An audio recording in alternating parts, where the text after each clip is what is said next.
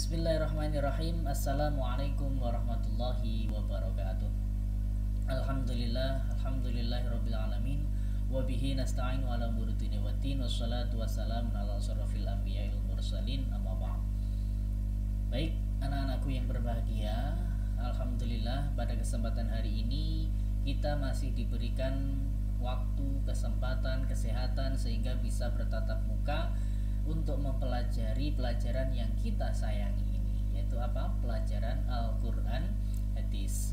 Dan sebelum kita menginjak kepada pelajaran, mari kita berdoa terlebih dahulu supaya ilmu yang akan kita pelajari ini nanti bisa mudah dalam mempelajarinya dan juga nantinya tentunya bisa bermanfaat bagi diri kita dan juga orang lain. Ala hadina wa lillahi ta'ala syai'ilahi. Al-Fatihah.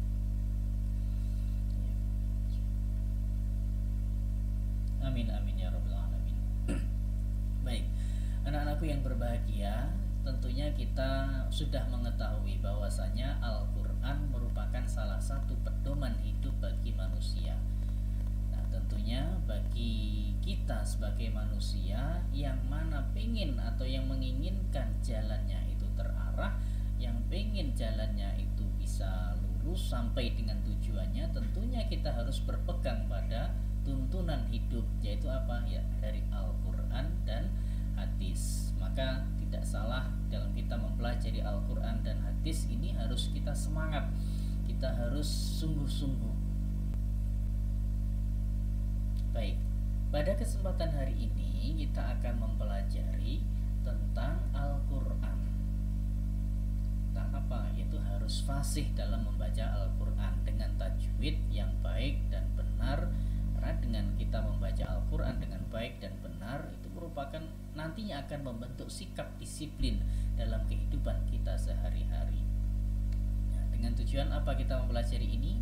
Dengan mengamati dan juga mempraktekkan contoh-contoh materi nantinya, kita harapkan peserta didik itu bisa mendefinisikan, menjelaskan pengertian dan juga menerapkan hukum bacaan mad lazim mukhaffaf kilmi dan mad lazim mutsaqal kilmi ketika membaca Al-Quran dengan baik dan benar. Karena kita sudah mengetahui bahwasanya hukum mempelajari ilmu tajwid itu adalah hukumnya adalah fardu kifayah. Ketika ada orang yang sudah mempelajari, maka yang lain sudah gugur kewajibannya. Tetapi ketika kita membaca Al-Quran dengan baik dan benar,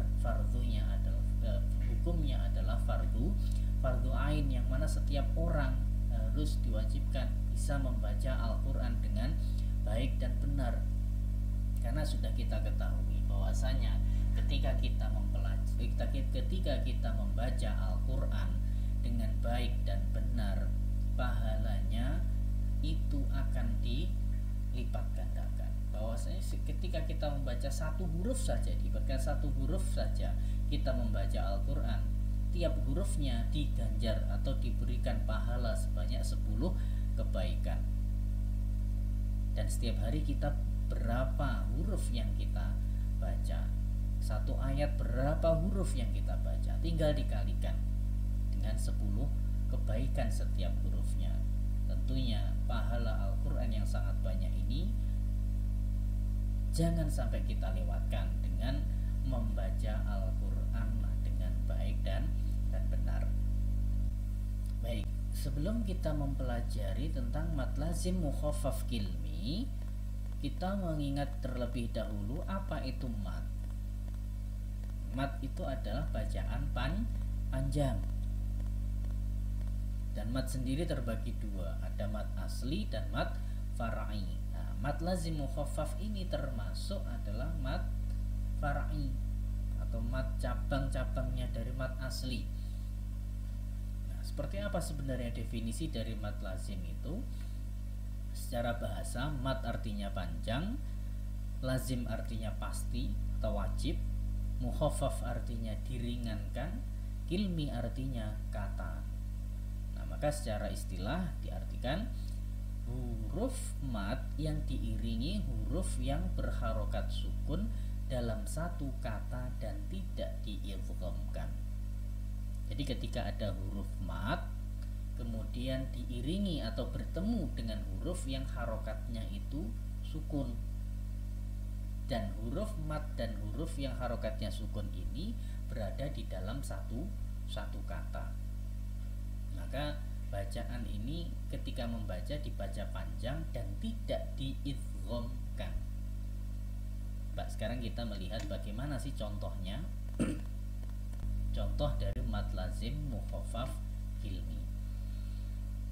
Bacaan mad lazim mukhaffaf kilmi ini ternyata hanya ada satu kata saja.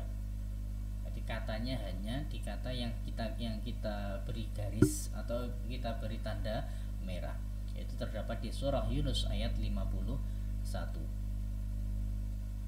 Bagaimana cara membacanya? Coba diperhatikan.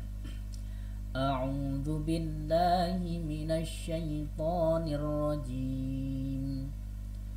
Bismillahirrahmanirrahim. Atsumma idza ma waqa'a amantum bihi al-ana wa qad kuntum bihi tasta'jilun. Nah, ada di situ ditandai merah a, itu seharusnya bacaan mat, kemudian bertemu dengan lam yang harokatnya sukun, dan al-ana ini terjadi atau ada berada di satu kata, maka bacaan ini dinamakan mad lazim mukhaffaf kilmi. Dan berapa panjangnya? Nah, panjangnya harus, karena itu adalah lazim. Lazim itu artinya wajib atau harus dibaca panjang, panjangnya sepanjang 6 harokat atau 3 alif. Coba perhatikan contoh yang kedua di surah Yunus ayat 91. Bismillahirrahmanirrahim. Al-ana wa qad asaita qablu wa kunta minal mufsidin. Al-ana. Nah, dipanjangkan sepanjang 6 harokat.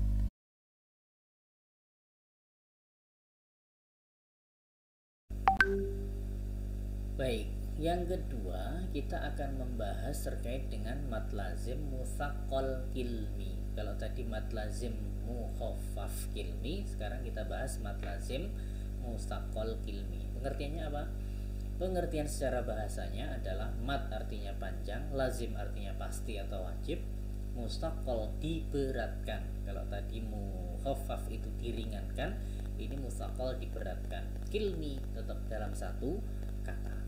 Pengertian secara istilahnya, huruf mad yang diiringi huruf yang berharokat tasydid dan dalam satu kata dan dibacanya diidghamkan. Kalau tadi mad tabi'i yang bertemu dengan huruf yang harokatnya sukun, kalau mutsaqqal yaitu ketika ada huruf mad bertemu dengan huruf yang harokatnya tasydid dan dalam satu kata, maka cara bacanya diidghamkan. Coba diperhatikan contohnya. Contoh dari mad lazim mutsaqqal kilmi.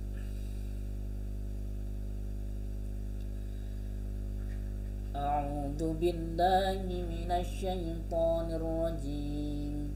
Bismillahirrahmanirrahim. Qul afa ghairallahi ta'muruni a'budu ayyuhal jahilun. Yang ditandai merah, coba diperhatikan. Setiap kata yang ditandai merah di sana ada huruf mat. Ru itu huruf bacaan mat, kemudian bertemu dengan huruf nun yang harokatnya tasydid, dan ini tak muruni berada di dalam satu kata, maka bacaannya mad lazim. Nah, mad lazim apa? Mutsaqqal. Kenapa? Karena matnya bertemu dengan huruf yang harokatnya tasydid. Coba diperhatikan di surah Ar-Rahman ayat 39. Fa yauma idzil la yus'alu an dambihi insun wala jan. Ada ja, kemudian bertemu dengan huruf yang harokatnya tasydid. Yang ketiga, فإذا جاءت الطامة الكبرى. Surah An-Nazi'at ayat 34. Selanjutnya, ولا تحاضون على طعام المسكين. Surat Al-Fajr ayat 18. Dan cara membacanya atau panjangnya sama seperti halnya mad lazim, yaitu dibaca 3 alif atau 6 harokat. Hanya bedanya ini membacanya lebih berat, lebih tebal karena ada tasydid. Tahawduna at-tammatu dan seterusnya. Baik anak-anakku yang berbahagia, itu materi terkait dengan mad lazim, mukhaffaf dan musaqqal kilmi. Dengan kita membaca atau mempelajari Al-Quran, semoga nanti bisa menjadikan pahala yang berlipat-lipat bagi kita semuanya, dan nantinya bisa menjadi amal jariah untuk kalian ketika kalian nanti mau mengajarkan, mau mengamalkan kepada orang lain. Karena sudah jelas dalam hadis, khairukum man ta'allamal Qur'an wa 'allamahu. Sebaik-baik kalian adalah orang yang belajar Al-Qur'an dan mengajarkannya. Maka jangan putus ilmu itu sampai pada kalian, tapi tetaplah tebar ilmu yang kalian peroleh kepada orang lain supaya ilmu yang kalian dapatkan bisa tambah barokah dan manfaat. Baik, terakhir sebelum kita akhiri, supaya lebih mengenal, lebih detail lagi pemahaman kalian, maka coba dicari contoh-contoh bacaan mad lazim musaqqal kilmi dan mad lazim mukhaffaf kilmi di dalam Al-Quran. Di surat-surat yang lain dicari, kemudian ditulis di buku tugas beserta nama surat dan ayatnya. Kalian temukan di mana bacaan itu, silahkan ditulis di buku tugas kalian masing-masing sesuai dengan format yang sudah ada di kolom di bawah.